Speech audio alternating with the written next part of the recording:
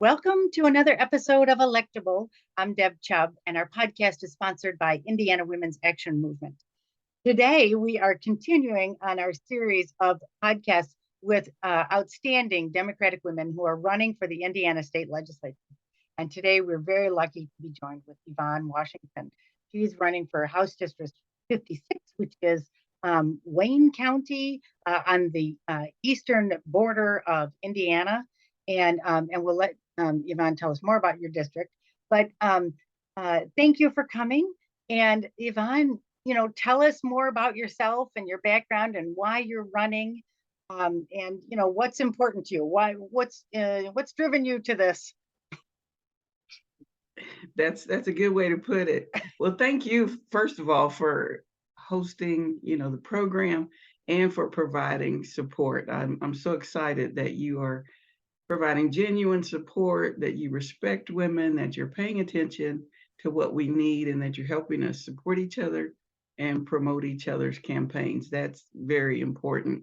But my name is Christella Yvonne Washington, and I'm running for House District 56 because I've had this long history of being a creative problem solver. And when I get to a point to where no one else can answer my questions, I step in and determine that I'm going to do it myself. The things that I have seen, on the political landscape over the last few years is very disturbing.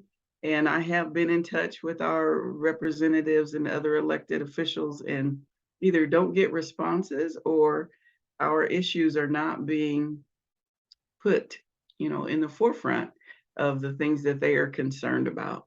So I just decided to respond to numerous, calls and texts as to whether I would be willing to accept this challenge and step into the race to represent women in politics for District 56. That's excellent.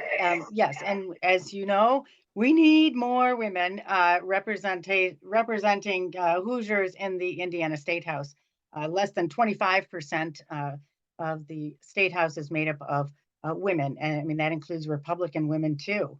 So for women who are also pro-choice and care about women's issues, the numbers quite small, as we can see from not only SEA1, the near total abortion ban, but Yeah. also all of the policies that this state puts out concerning women. Everything from equal pay for equal work to maternal mortality and infant mortality to paying attention to domestic violence, which is spiraling out of control, to sexual harassment and discrimination in the workplace.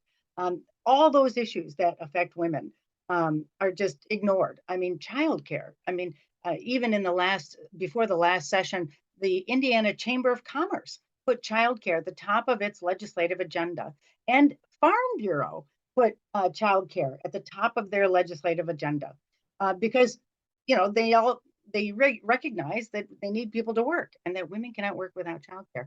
And yet the legislature did nothing on any of those issues. It's just shocking. So you are a breath of fresh air. So tell us what issues are most important to you, Yvonne, and what you plan to do in the state house. Well, like you mentioned, we are in a very male dominated state. And historically, the political arena has been reserved for wealthy white men. And nothing against white men. I have several friends who support me and the women in their lives. But when we begin to legislate from that perspective, especially since most of the citizens are women, that causes problems. So I am interested in women's rights because it didn't start with this abortion issue. It's because women have been historically undervalued and our needs are not being met. They're not paying attention. When we say very specifically, when we basically hand them the answers that would solve the issues that we face, women's rights have been ignored across the board. Affordable housing, which again is another women's issue because most of our households are female head households with children. And so if they are being harassed by predatory mortgage companies or predatory landlords, in most cases, they don't have any type of accountability for those issues. And so that again it becomes a woman's problem. It's everyone's problem, but specifically it's been ignored because it primarily affects women. And anything that has to do with making sure our drinking water is safe, any type of environmental sustainability protections that we can offer as far as, wildlife, all the things that we could be doing with the technology that's available to make our state one of the best places to live have not been addressed. So those are the kinds of things that I am motivated to run for and to speak up in agreement with.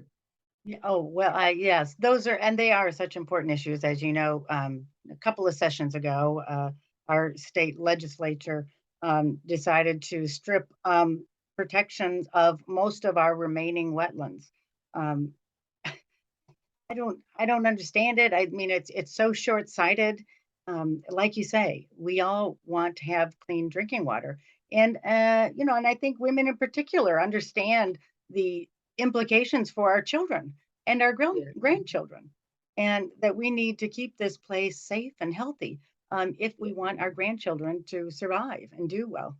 And so we Exactly. need great people like you. Tell us what you do for a living. I love what you work on. Well, I work at Earlham College. My official title is the Assistant Director of the Multicultural Resource Center and Community Outreach.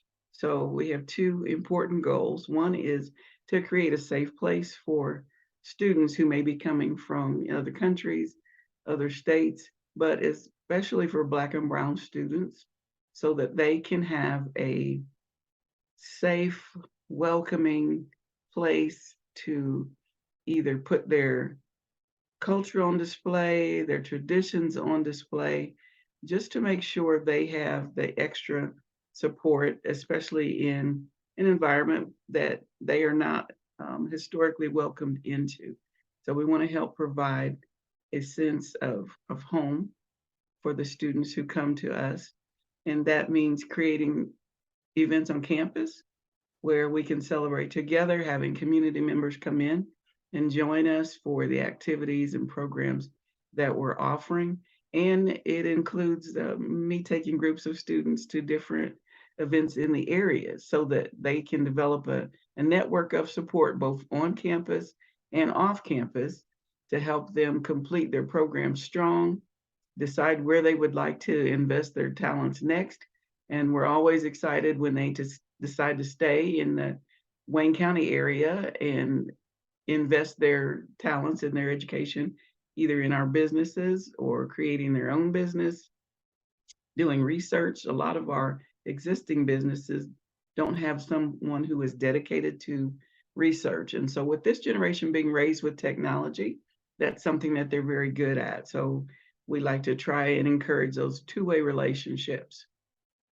That's really great. And I'm sure you know, being in higher education, this state of Indiana's higher education numbers, we've seen reports that um, college entry is going down. Fewer people are going to college. Fewer people are graduating from college. And of course, that will impact, Indiana's economy because those students, Yes. we're not producing a talented, high tech, skilled workforce in Indiana. Yes. And as you know, we've already heard from people like Lilly and Intel who said, no, thank you. We're going to go build our, hundreds of billions of dollar um, manufacturing facilities in other states where Yes. where the colleges are producing a great workforce and who will provide their employees a higher quality of life. Yes. um, The higher quality of People are life. not going to want to be in Indiana. Um, you know, so, and I do like to clarify though that at this moment, abortion in Indiana is legal because there is an injunction that has been issued that has stayed the implementation of Senate Enrolled Act 1 and the near total abortion ban. So for the moment, um, healthcare providers can provide abortion care to women in Indiana. And maybe we'll win that case. But even if we do, and frankly, even if we don't, we know that the Indiana State Legislature feels like they have a lot of unfinished business in terms of trying to ban the abortion pill, and access to contraceptives. Seems to be a problem now, and I think there will also be proposals to get rid of the exclusions that were in the final version of SEA 1 for rape, incest, and whatever the imminent death of the mother, which is just bizarre. Who knows what that means? So this race is so critical, is the point Yeah. of all of that. And so Yeah. tell us about your opponent. Are they with us, or are they with them? My opponent is one of them. Yes.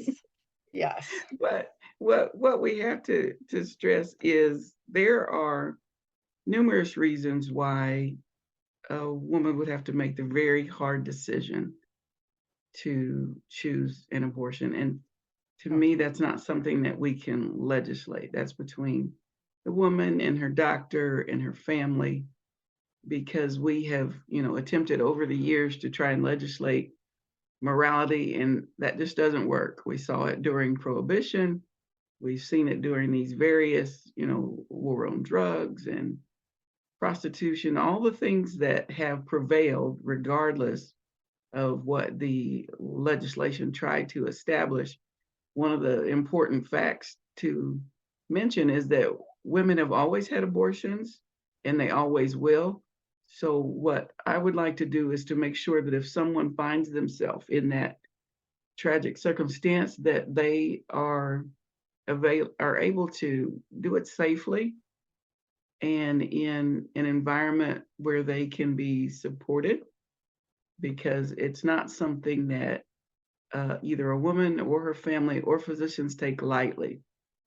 And so that's one point that I want to stress, because sometimes people make it seem like, well, this is just a flippant, uh, form of disrespecting, the life that's been created. And that's not it at all. It's just that it's so much more complex than some of the arguments that I've heard. Yeah. Well, and women understand the consequence of carrying a pregnancy that they did not intend and don't want and do not have the capacity to manage. And of course, next 20 years of their lives to raise a child that they didn't intend and did not plan for. And they make responsible decisions, which is, what Republicans, have been saying they would like women to do. Make responsible decisions about your financial situation. But instead now, women will be forced to carry out pregnancies that they don't want, and it makes you feel like the state legislature just really wants women to be unhealthy, uneducated, and poor, and sometimes dead. Uh, you know, like you say, I think the legislature really obviously did not think this through and really does not have an understanding of that situation, um, and the desperation that women will face if they cannot access reproductive health care. Women will have abortions, and they will just not be safe, and women will die. It's been a long time now, hasn't it, since we've had to say that. But I've been working on this for a long time, and I've talked to a lot of women who remember what it was like before Roe v. Wade. Every hospital had a septic ward, which is where the women went who had tried to abort a fetus on their own and ended up with a life-threatening infection. And many of those women just died. They never came out of the hospital because that kind of infection is disastrous to your body. And of course, many women also, resulted in not being able to ever have children because of the attempt to abort a fetus. So, Yeah, there's just so many tragic situations, like very you say. tragic. Right. Very sad. Yes. It's also, I think, a great perspective that you bring, that you come from higher education. Um, we're facing this issue now with all of these young people having so much student debt. And, it used to be that the government, the state actually contributed a lot more to higher education. And then they kind of stopped doing that. And then, of course, that meant the prices went up and students had to get loans to go to college. When I was young, anybody could go to state school. And many people could get a Pell Grant, even if you were, somewhat, like middle class, you could still get a Pell Grant. Um, Sure. but that's all changed now.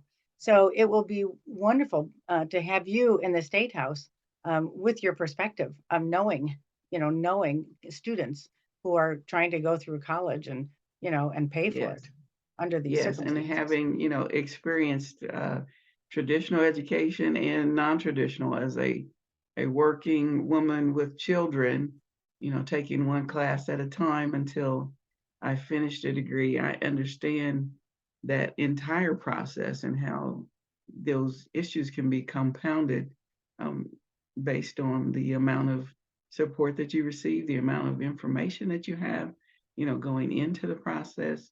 But again, it all goes back to not honoring and respecting women because, years ago, they only had what we could be teachers, nurses, Yeah, or a and secretary. It can be a secretary. secretary. Exactly. And so, as technology advanced and opportunities advanced, women's occupations did not excel as quickly as opportunities for men. And so, bringing, you know, all that perspective, all that experience into the fair and objective, you know, creation of legislation is very important to me. That's awesome. That's wonderful. All right. So tell us about your campaign, Yvonne. Tell us how it's going and tell us how people can help you and how they can reach you. All right. Campaign is going very quickly. We are at the point now where we've got teams out canvassing, we have volunteers making phone calls. We just got in a shipment of signs that the party had ordered. We've got billboards going up. So if people would like to get in touch, they can reach out to me via email, which is my first initial, which is a C, and then dot, and I can put it. Do we have a chat feature? I can. Well, we can't, but people can't see it. So yeah, you'll just have to tell Okay, us. then never mind that. So C and then period. First name Yvonne, Yvonne, the number 4, and then letters HD 56. So C. Yvonne for HD 56 at proton.me. Excellent, excellent. And Okay. you're on social media as well? Yes, on Facebook it is Washington for House District 56. And then we have a website that is again, it's elect C. Yvonne Washington .weebly.com. Excellent, excellent. All right, well, great. I know that you've got a great team out there and you're working hard and you've got everything going on, but I know we all still need help. And I'm sure you have a donation link somewhere like on your website, right? Yes, yes, Good. it's on the website. Good. So yes, and this is critical. We hope people, can just, $5, makes a difference. You've got a lot of things going on and it all costs money. You Yes, have it to get does. yard signs, you have to, print out materials to give to people. You have to, go online and do ads, you have to do billboards and, everything. That all costs money. And we Yeah. need to get you elected, Yvonne. Thank So you. yes, yes. Oh my gosh, yes, we definitely need to get you elected. So I think you will just be a terrific state representative. Oh, So thank you. I'm looking forward to it. good. So all right, so we're almost out of time, but thank you so much for joining, Yvonne, and it's just been great, chatting with you and getting to know you. And I am You're so welcome. excited about your election, and this is going to be important. And if all the women, showed up and, did this one little piece, we could really move this state forward. Women Yeah. could really change this state. Yes. There are other examples. I think the one state is Nevada, I believe, where they actually have a woman majority in their state house, and they have articles showing like all the stuff they're getting done. It's just That's amazing. I mean, wonderful. yeah, it's just amazing. So we need women to come out and get some women in charge so we can get things done, and things that are responsive to constituents. I think one of Yes. the worst parts about the super majority is just the ultimate tone deafness. They just don't care what constituents think. They think they don't need to care, and they don't. That's what it comes down to. Yeah. So we need great legislators in there who are going to care about their constituents. And I know you're Yes. one of those. Thank you. Yes, I am. So, all right. So, thank you so much, Yvonne. And, All right. we'll be checking in and we'll be watching and, and supporting you and doing everything we can to get you elected. All right. I appreciate the help.